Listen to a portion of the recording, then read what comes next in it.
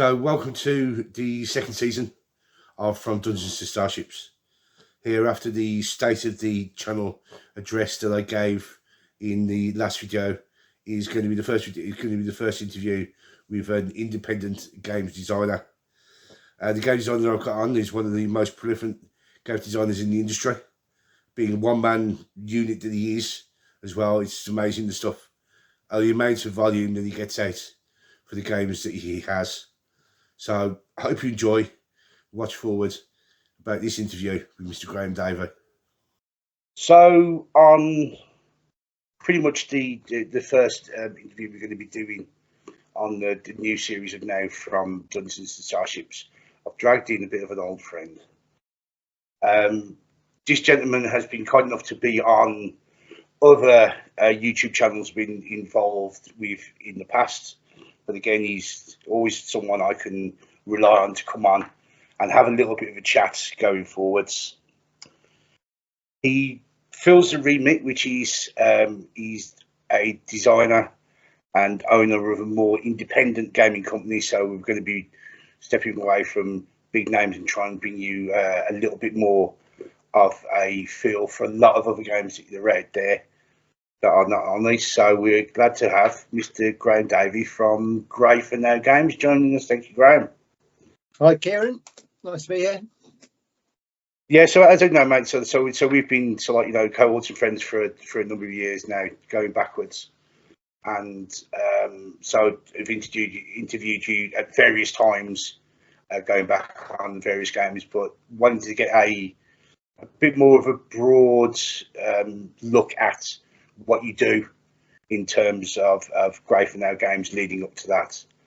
But like anything, we like to know where everybody's hobby journey really started. So where did it start for a young Graham? Yeah, I was thinking about that. Certainly fighting fantasy books, all the Steve Jackson, the Ian Livingstone ones, with all my fingers in the pages to make sure in case I wanted to go back and change my mind what I've done. I think that there was a little hobby shop in the town where I lived which sold a few little Sistel miniatures and things. So I bought a few of those, and then I had a uncle who was in the I think it was in the Southeast London Warlords, and brought me along to a big convention one year, and I kind of got to push around some knights on a table, I think, and roll some dice. So that kind of got me hooked a bit. Then Dungeons and Dragons at school, and that kind of led on to Warhammer role playing next. At some point I must have started buying White Dwarves as well. And yeah, so from it was all kind of mainly role playing stuff and just painting the odd miniatures. I was quite late to actually doing full on battle games. It was mostly I guess the role playing side of it was probably the initial hook. Yeah, I mean, so you're saying there, so like fight fantasy, an older family member, and then moving into the sort of role play side. Yeah. I think Yes. That's a road a lot of people have travelled down themselves. A lot of people will be, think, that's pretty much the same entry point. So obviously with that, so you've got the interest there. So when did the actual involvement with games companies come about? I mean, I know that you've had you are an ex-GW staff member, and then moved into after GW moved on to Warlords again up there in the miniatures belt. So where did the career start, shall we say? Well, I was very fed up with doing, and I kind of I'd been trying to get a job in doing other things for a while and not getting anywhere, and got really fed up, and saw an advert for retail staff in the Games Workshop Cambridge store, and went down there and kind of pretended to know what I was doing, and kind of blagged my way through an interview pretending I knew how to play Warhammer, and fortunately got the job on enthusiasm more than anything else, I think. So I did that was there for about a year, I think. Obviously learned all the games. That was in the time, it was the Warhammer edition with the Lizard Men and Bretonnians came out and all that kind of stage. Excuse me. And then I spotted there was an advert came round for staff at the studio for White Dwarf, actually. And I and another chap from the same store both applied and both went up for interviews. And neither of us got into White Dwarf at that point, but I got hired into the editorial team, and started working on just doing the layout and the proofreading, the editing of the rule books at that point. Did that for a while, and then they switched me onto White Dwarf proper, and that was just the end of Jake Thornton's tenure, and then most of the time I was with Paul Sawyer, the famous fat bloke. So I got a lot of experience doing layout and editorial and working for White Dwarf. Moved from there on to game editor of Battle Games in Middle Earth, which was the Lord of the Rings part work. I know how a lot of people got into the hobby through that one. Then bounced back into games dev in the design studio. Worked on things like the first Apocalypse book, the edition of Warhammer where they had really massive units before it went Age of Sigmar. So yeah, all around that time. And then sadly all that eventually came to an end, and there was lots of management changes and stuff going on and redundancies. So I had to kind of work out what to do next after that. And I did a bit of freelancing for a while with Fantasy Flight Games.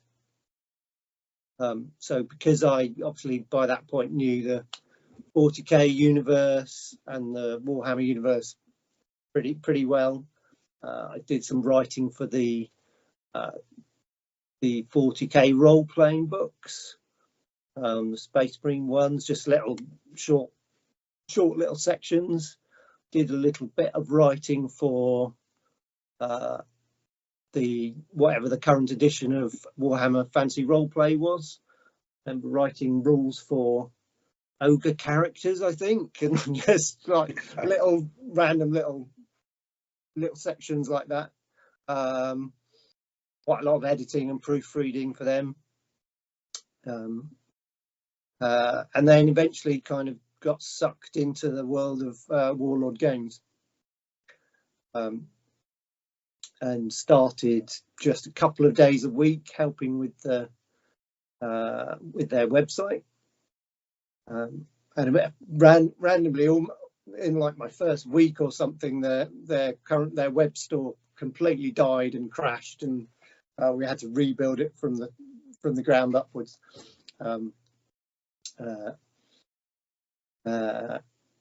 So that was Andy Hobday was already working there. He was an old friend of mine, so he kind of brought me in to help.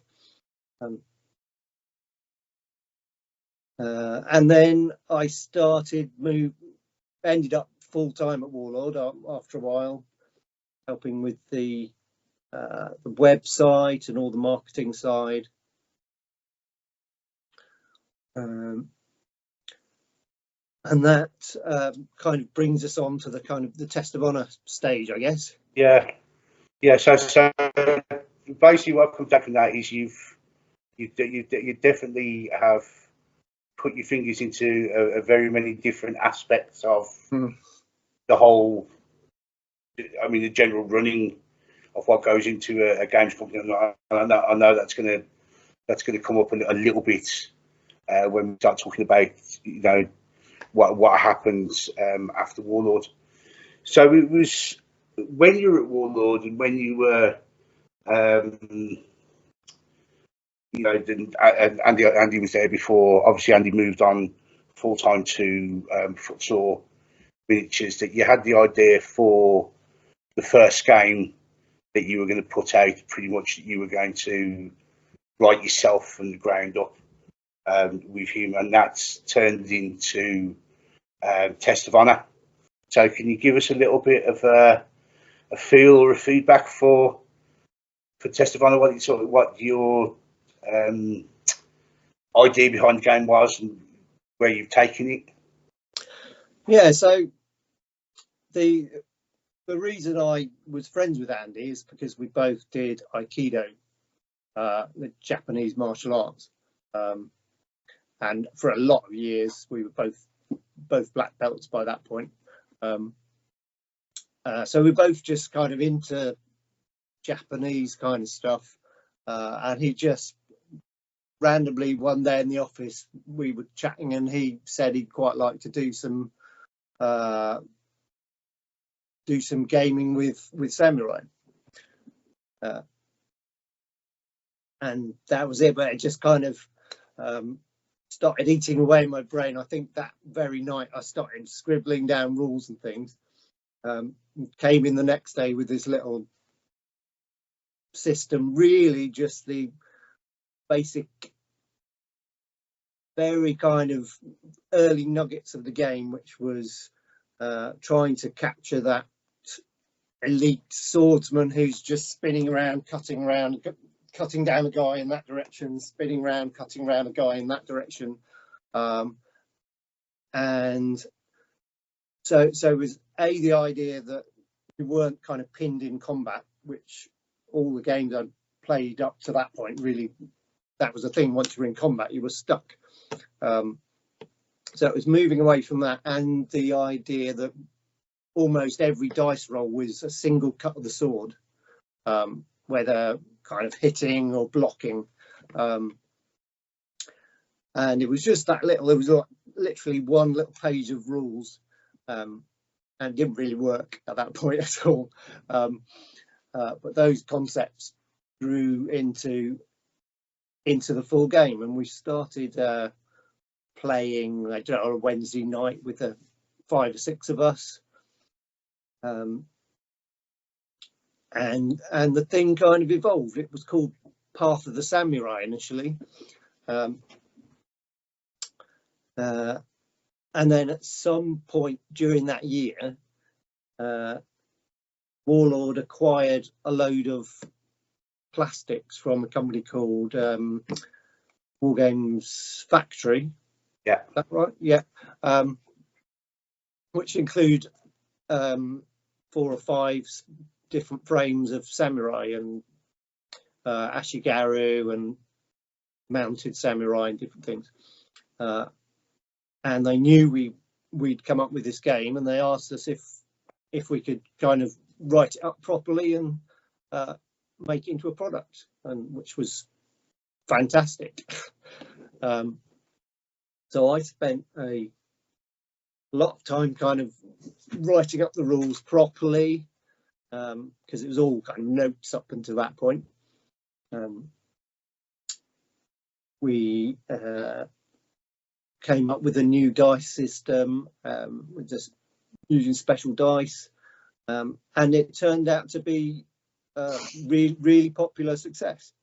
They sold out the first print run within, I think, just within the pre-order period, like the first couple of months. And I don't think anyone at Warlord really thought it would be anything, because none of the management were into samurai stuff at all.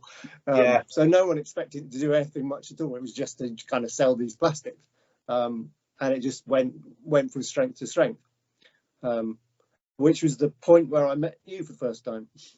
That's it, mate. Yeah. So, I mean,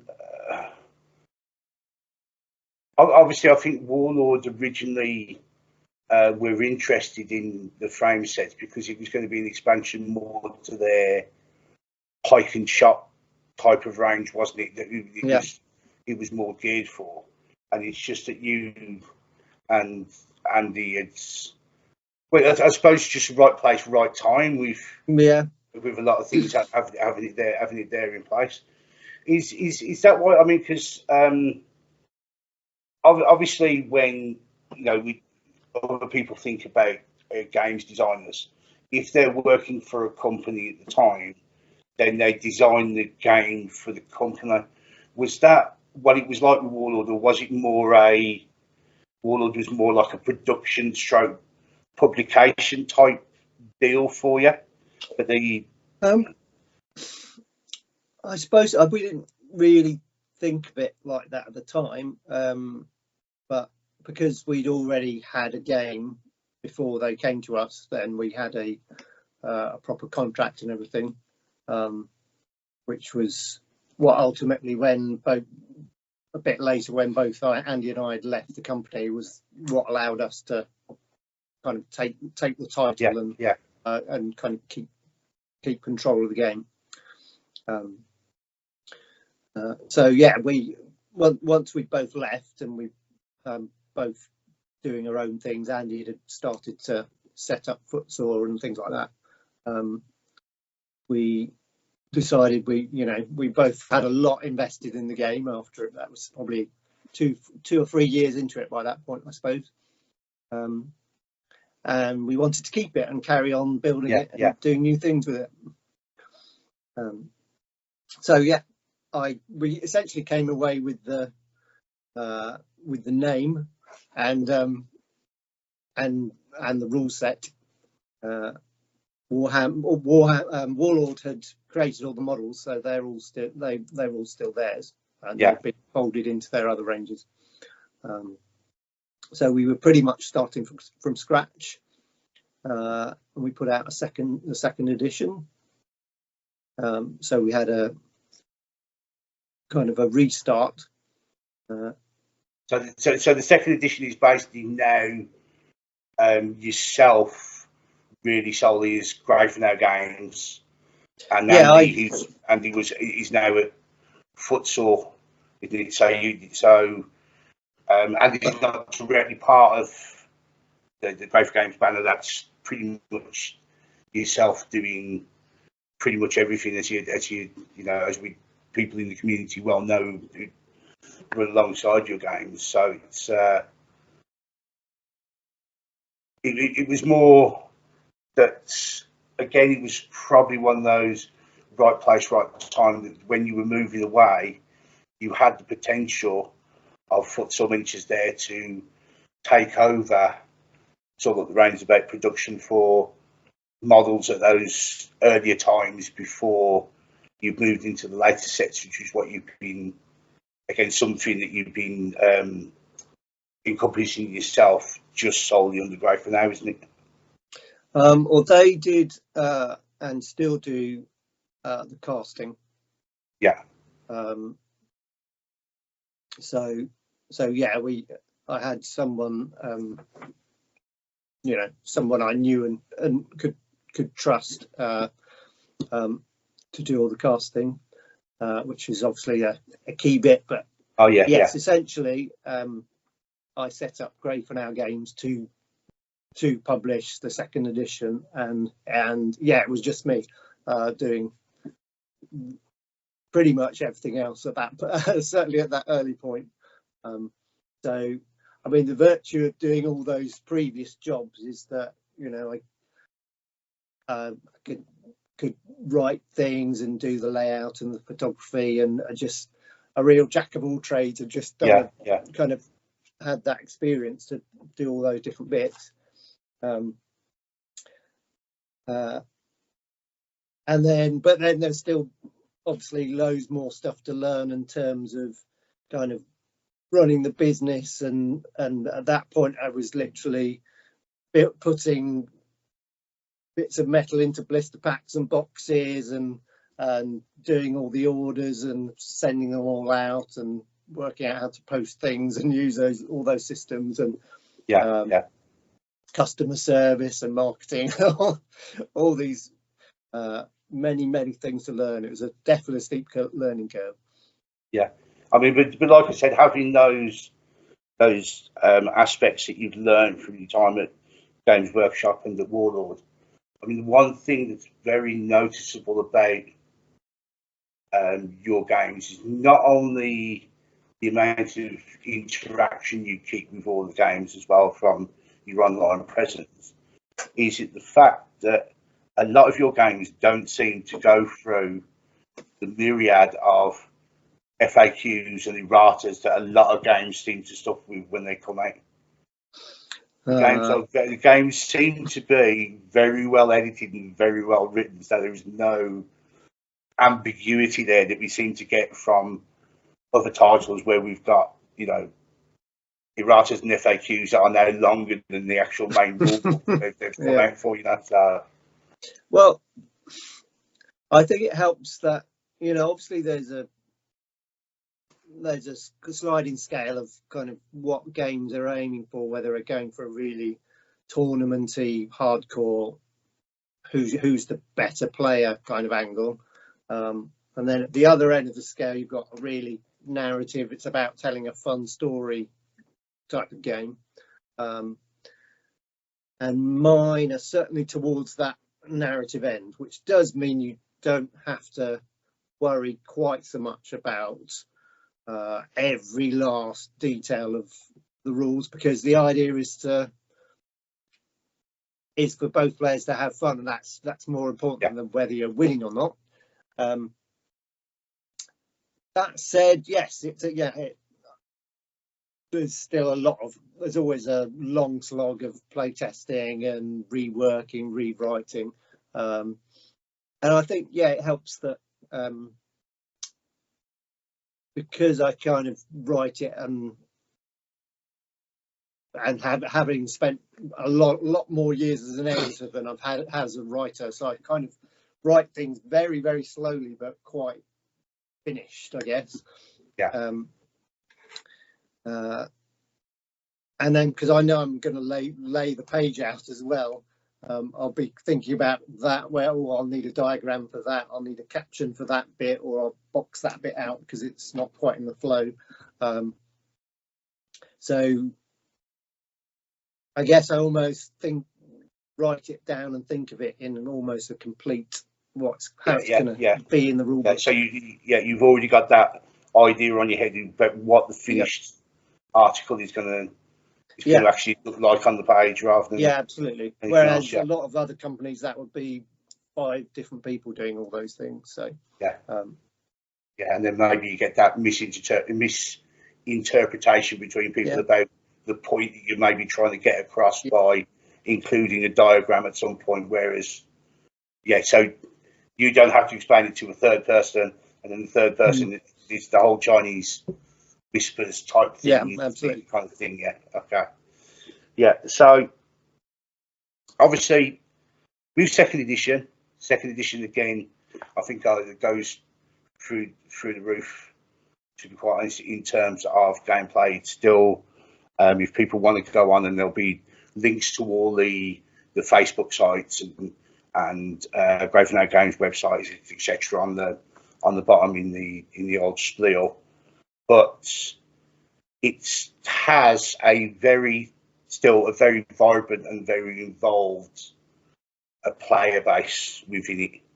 And as I said, you are not only the creator of the game, the runner of the company, but you are the voice of the company, so to speak. You're the one who's actually interacting on on a daily basis with answering questions on the various websites. Now, before we get into the other games, is how do you get time to do all this? Yeah, it's tough. I do kind of wake up in the morning and looking at Facebook and answering comments over breakfast and late at night, and yeah, I have to kind of tell myself that I need to stop sometimes and step away. I mean, I guess the natural consequence is that I don't manage to release dozens of products every year, because things are ready when they're ready, essentially. Because there's always bills to pay and accounts to worry about, and customer service because someone didn't receive quite the right thing, so that needs sorting out. And so yeah, it's just, you find yourself just really chipping away, and I usually manage to fit in a couple of hours in the afternoon where I've actually got some time to do some writing or layout or whatever. I mean, because what year are we talking about for the when Test of Honor came out first time round? What we going? I think it's about 7 years now, isn't it? Yeah, so it's a surprisingly long time ago. So plus again a second edition, and the second edition wasn't the rewrite of the game. It was basically just taking the base game that you had with Warlord, where you wanted it to be as a more complete game. So it wasn't like a rewrite to sort out so like failings or drop spots in the rules. But again, constantly, and I know you don't say you don't put much out, but there is a constant feed of new items into the community, so you can still keep a lot of people who are still playing that game or are being introduced to it in the first time. There's a lot of product that people can get involved with. I mean, even though because you're doing a lot of it is like faction sets that you put out with, sometimes with like 7 to 10 models in the set, cards, additional rules, etc. So there's always something to give another little bit back in to sort of like refresh the game a little bit, but not take away from what the key aspect of the game is. I mean, because that's one thing again that you. I mean, who was the designer you had for the miniatures for Test of Honor? I know you've done a lot of miniature design now, moving into the next game that we're going to talk about in a moment.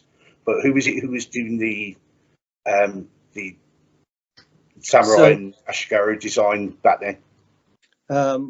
So obviously, once I was controlling it myself for first, second edition. Once we'd set up Gravenhour Games, a chap called Rob McFarlane did a lot of the first couple of sets for me.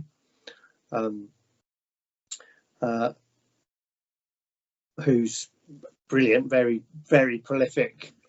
He does a lot of the new plastics for War Games Atlantic now. He's fantastic.